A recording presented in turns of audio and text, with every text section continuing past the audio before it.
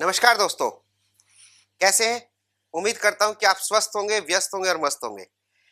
दोस्तों, एक बहुत बड़ी प्रॉब्लम आ रही है, काफ़ी सारे केस आए, काफ़ी सारा डिस्कशन हुआ, तो फिर आपको पता ही है कि मैं जो प्रैक्टिकल प्रॉब्लम आती है, वो मैं आपको शेयर करता हूं, जिससे ये प्रॉब्लम आपको ना आए। काफ़ी सारी एनजीओज़ के सामने कुछ प्रॉब्लम आई। उन्होंने क्या किया, जब अपना उन्होंने पैन नंबर अप्लाई किया, तो वो कन्फ्यूज़ हो जाते हैं उनके कंसल्टेंट कि जो पैन नंबर है, वो किसमें अप्लाई होगा? एओपी में होगा या एओपी ट्रस्ट में होगा या फर्म में होगा?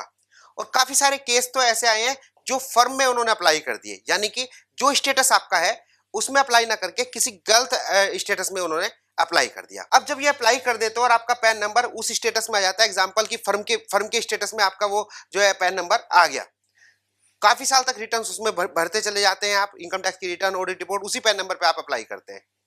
जब कभी स्कूटनी में नोटिस आता है, तो आपका जो स्टेटस आता है वो फर्म वाला स्टेटस है, और जब वो डिमांड जो क्रिएट होगी वहां से, वो फर्म के स्टेटस के हिसाब से होगी।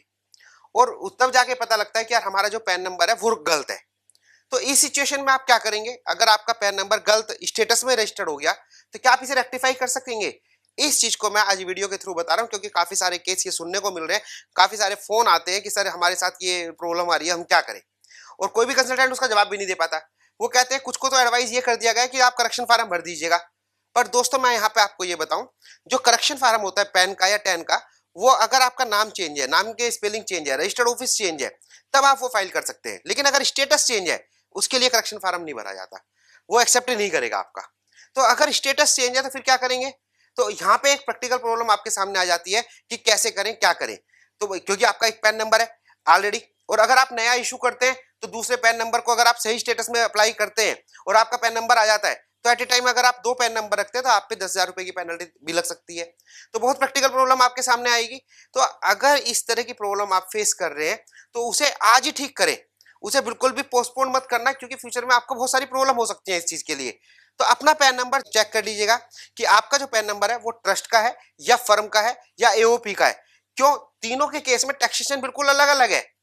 अब आपने एनजीओ का पैन नंबर आपको लेना चाहिए, क्योंकि उसमें एग्जेम्पशंस होती हैं। जब आपका असेसिंग ऑफिसर या अथॉरिटी जब आपकी इनकम टैक्स को देखेगी, स्क्रूटनी करेगी या चेक करेगी, तो एनजीओ के हिसाब से वो होनी चाहिए जो जो एग्जेम्पशन आपको मिलती है।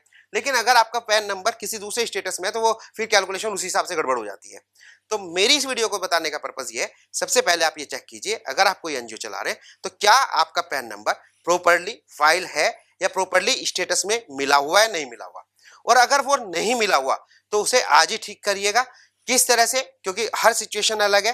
कंपनी के केस में अलग है, सेक्शन 8 कंपनी के अलग है, ट्रस्ट के केस में अलग है, सोसाइटी के केस में अलग है।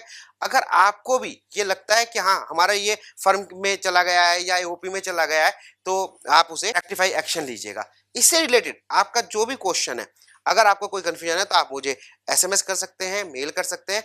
मैं जरूर आपकी कोशिश करूंगा कि आपकी प्रॉपर हेल्प हो।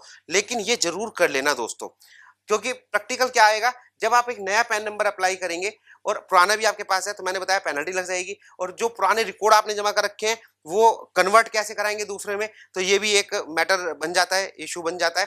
तो काफी सारी चीजें मतलब डिफरेंट डिफरेंट कैटेगरी की तरह के एक हमारे पास ऑप्शन क्रिएट हो जाते हैं। तो सबसे पहले आप चेक कीजिएगा क्या आपका पैन नंबर सही कैटेगरी में है या नहीं है, और अगर नहीं है तो उसे इमीडिएटली रेक्टिफाई करने के लिए एक्शन लीजिएगा। थैंक यू सो मच, फिर मिलते हैं नई वीडियो के साथ।